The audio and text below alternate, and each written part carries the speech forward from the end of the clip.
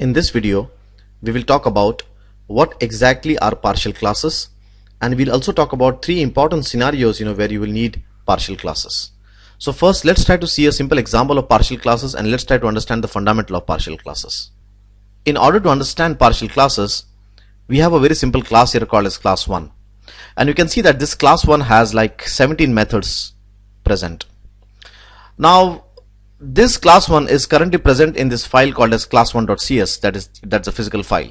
Okay, now what has happened is, because it has like 17 methods and we also expect more methods to be added, it is becoming a maintenance nightmare to keep all these methods into this single physical file here. So what we would like to do is that we would like to remove some of these methods from here and move it to a different physical file. Okay, so that it's more readable, we can more better manage the project. Okay, but at the same time, even though we move it to a different physical file, we would like to ensure that they still belong to class 1 class. In other words, if anybody creates an object of class 1, still we will be able to access these methods, and that's where exactly we need partial classes. So the first thing is we have to go and mark this class as partial by using the partial keyword. So you can see that the first step what I've done is I've gone ahead and I've marked this class 1 as partial, right? Now let me go and add a simple physical class file here called as class2.cs, and then I will move some of these contents to this class2.cs. Okay, now in the second physical file, that is class2.cs, let's go ahead and again create a partial class called as class 1. Okay, so we have a partial class here called as class 1. We also have a partial class here called as class 1. Okay, so in class1.cs we have a partial class 1, as well as in class2.cs we have partial class 1. Now let's go ahead and move some of these methods to this physical file, that is class2.cs. Okay, so now this file class2.cs has methods from 8 to 17, right? So now we have successfully divided some of the methods into this physical file called as class2.cs, and the other physical file, that is class1.cs, has method 1 to 7. So let me just go and build this so that we ensure that we don't have any kind of errors. So no errors, that is good.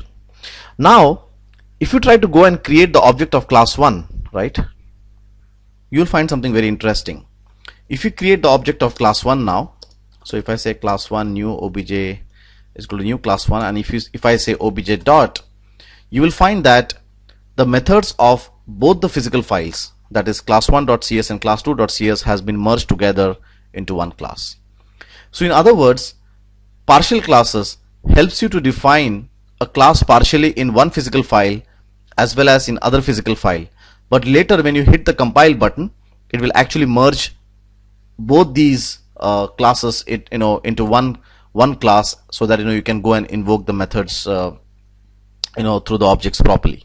So if you put up a pictorial representation, partial classes helps you to define a class into two physical files, as you can see on the image, and then later when you hit the compile button, it actually merges both these classes into one class, and then you can see the methods of both these classes when you create the object.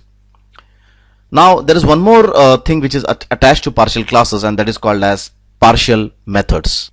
By using partial methods, we can define method definition in one physical file, and then we can define the method implementation in other physical file. For example, you can see on your screen we have two physical files here, customer1.cs and customer2.cs, and you can see that I have defined a validate method here in customer1.cs, and later in customer2.cs I have defined the implementation.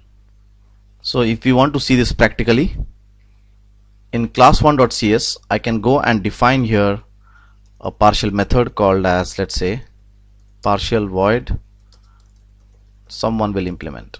Okay, so in one class I can go and define the definition.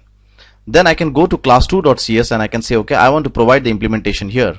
So I can say over here partial, and now you can see that it's popping up me saying that you can go and define implementation of this method called as someone will implement. Okay, so I'm going to go and select that, and then I can go and define some implementation here. Okay, right. So by using partial methods, we can define definition in one class, or I'll say in one physical file, and then later we can define the implementation in other physical file. Now let's talk about some real-time use of partial classes. Now I know that when I initially started this video, I said that if you have a class with a lot of methods, and if you want to make your project more maintainable, then you can go and split that class into two physical files, so you can have better maintenance. But I'm sure that that answer is not convincing, because there are other ways of maintaining classes which have a lot of methods. For example, you can see over here, I'm using this collapse sign here, to make sure that I can see all of my methods together. So I can use other methodologies, rather than using a partial class, in case I have a lot of methods in my classes, right?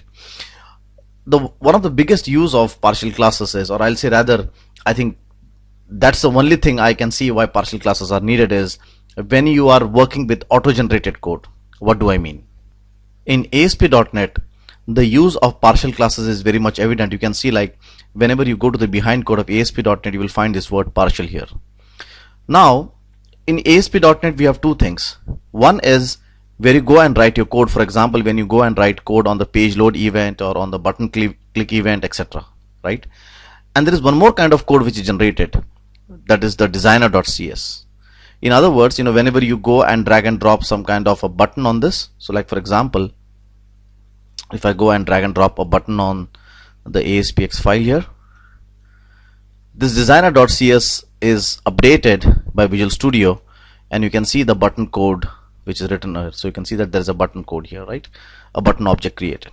Okay. So there are two parts to ASP.NET. One is the designer file, and the other one is where you go and write your custom code. Now both these physical files actually go and contribute to your class, that is webform1. Currently my form name is webform1, so the class name is also webform1, right? Now what you would like is, you'd like that both of these codes should stay happily side by side. In other words, whenever you go and drag and drop any kind of control here, the designer.cs should get updated by using Visual Studio, right? And at the same time, you should have control of going and adding some kind of custom logic to the page, so that you can go and customize the page.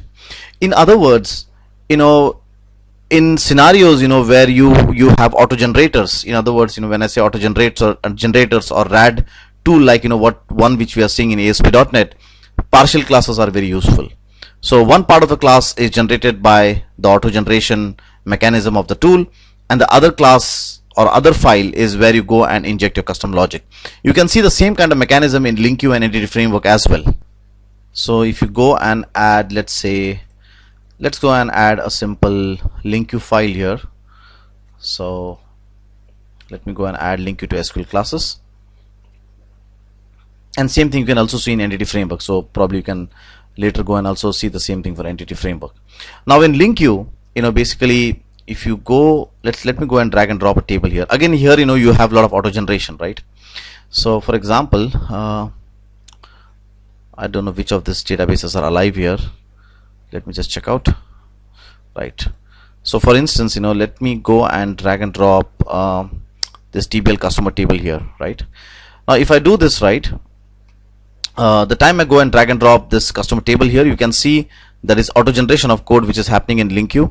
So if you see this data classes 1.designer.cs, you'll find again here these classes are partial classes. So you can see over here the partial classes generated. So you can see the TBL customer class, which is actually a partial class. And if you want to go and inject some custom logic in this TBL customer class here, what you can do is you can always go and add a new class here. So you can always just go and add a new simple Visual C# class here, and you can just say, okay, pub partial class TBL customer, right?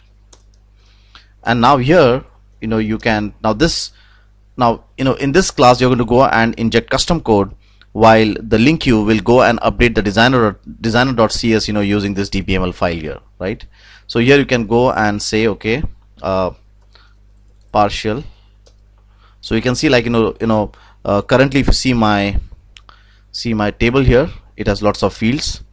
I'm not going into LINQ now for now. Why I'm coming over here is to make you understand that in which areas actually partial classes are used. So if I go here to my Server Explorer, my TBL customer has a lot of fields, like a lot of fields over here, like customer code, customer name, gold customer, etc. So if I want to go and put some validations over here, I can always go and say public partial, and you can see, like, okay, when the customer code changes, I can always go and put some validations here. So I can go and inject custom logic in this class here, class1.cs, and my data classes 1.designer.cs will get updated separately via the .dbml file. So in other words, wherever you want auto generation and you want to then have customization, partial classes are the best way, or I'll say rather it's the only way to do it. And there's one more use of partial classes which I see.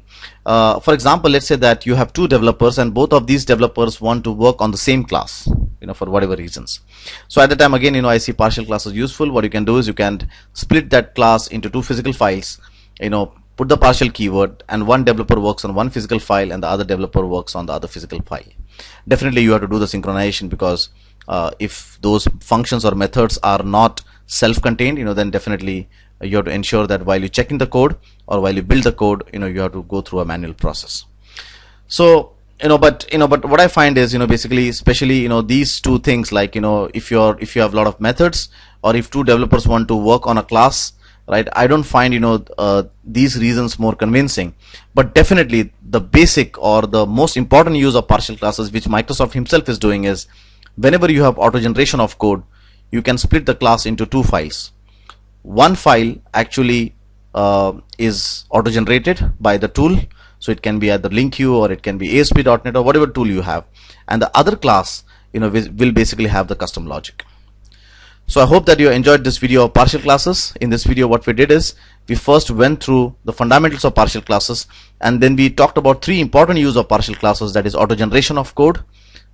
Second, we talked about if you have a lot of methods in a class, and third, we talked about if two developers want to work on the same class.